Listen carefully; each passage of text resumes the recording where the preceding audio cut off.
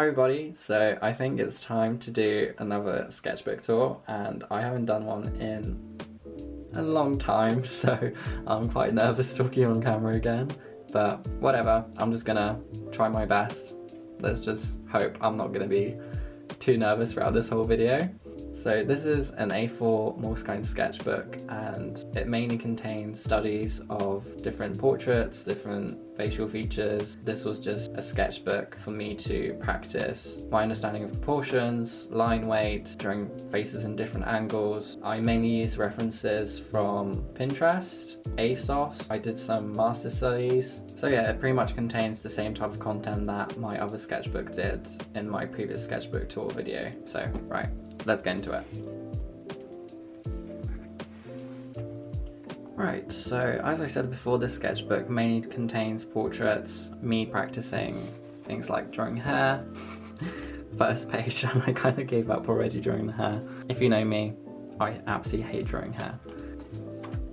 So yeah, here's just more sketches. I was using a 2B mechanical pencil, I believe, and to sketch the portrait out first, I use an F grade pencil from Faber-Castell.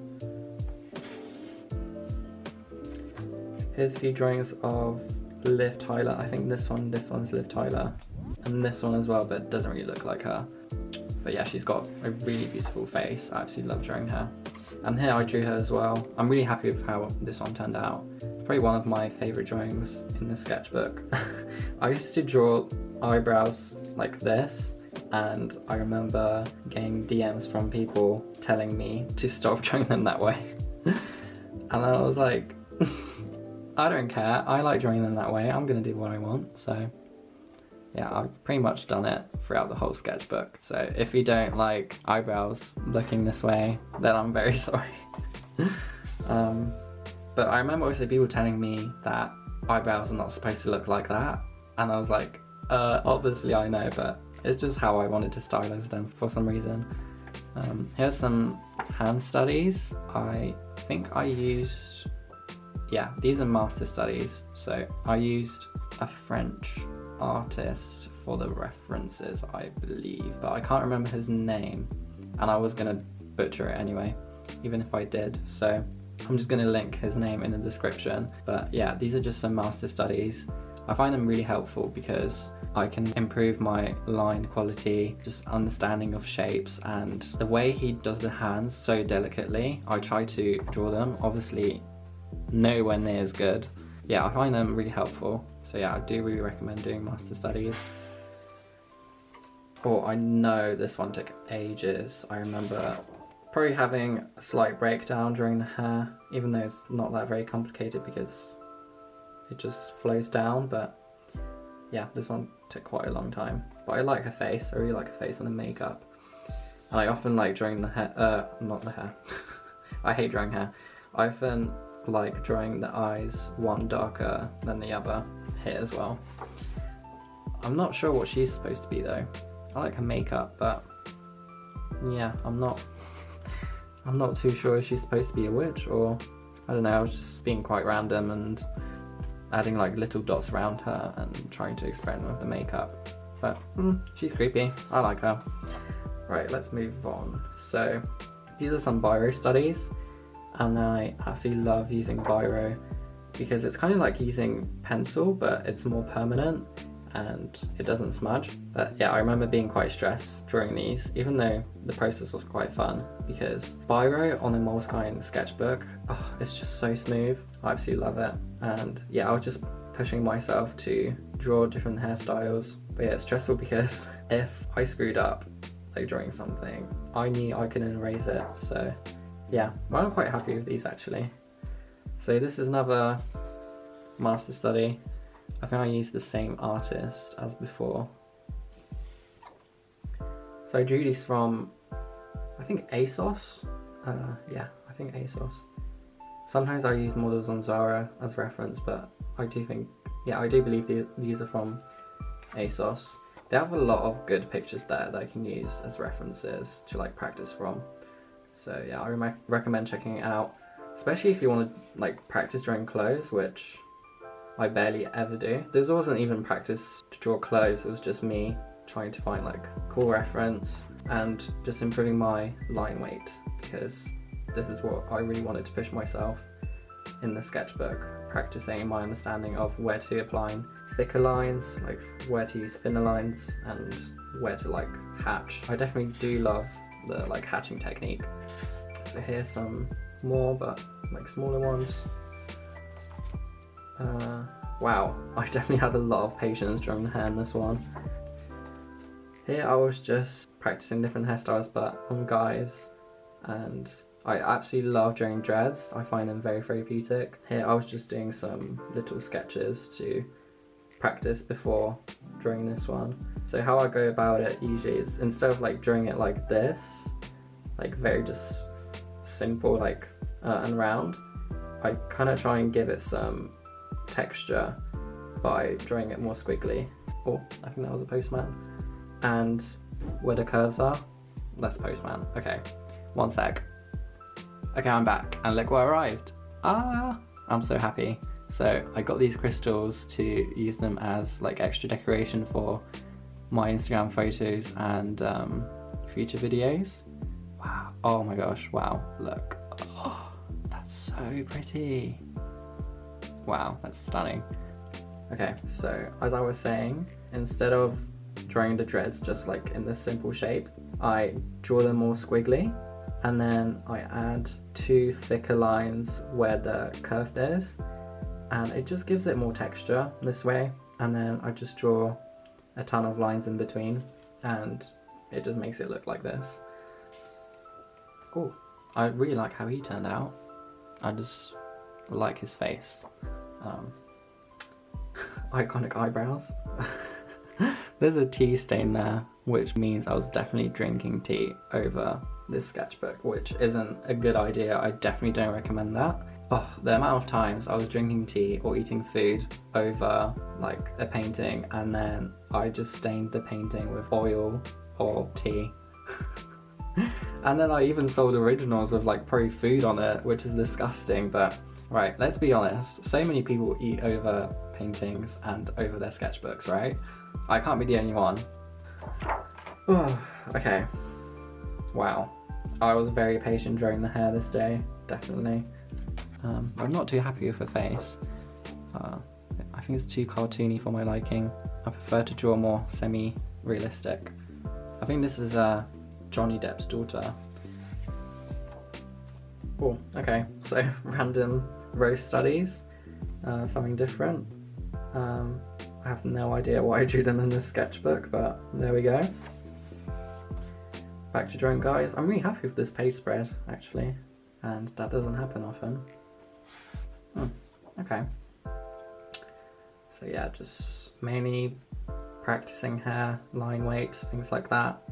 And I know I say it often, but honestly guys, like drawing hair has really improved my line flow and my understanding of line weight and like where to apply thicker lines. So yeah, I do really recommend doing studies of faces and just trying to put a bit more effort in drawing the hair, because there's just so many lines that eventually your lines will just look better. So same here, just yeah, drawing hair. Some studies, flowers, plants. Oh, okay, so I remember this day, I was very annoyed at myself because I didn't know how to draw lips properly, and I just got annoyed because I didn't understand the shape. So I did a crazy amount of lip studies, and no, this isn't the only page. Like, I remember, like, look. That's what happens when I get really angry if I can't do something, and then I just draw it as many times as possible to understand it. I never draw smiles, so I don't feel the need to practice drawing smiles because I'm not going to draw people smiling with teeth. Alright, so I think this is some studies of Gemma Ward. Not this one, but these. They don't all look like her though, but I like using her as a reference because she's got quite a doll-like face. And I like using her as reference for my paintings as well.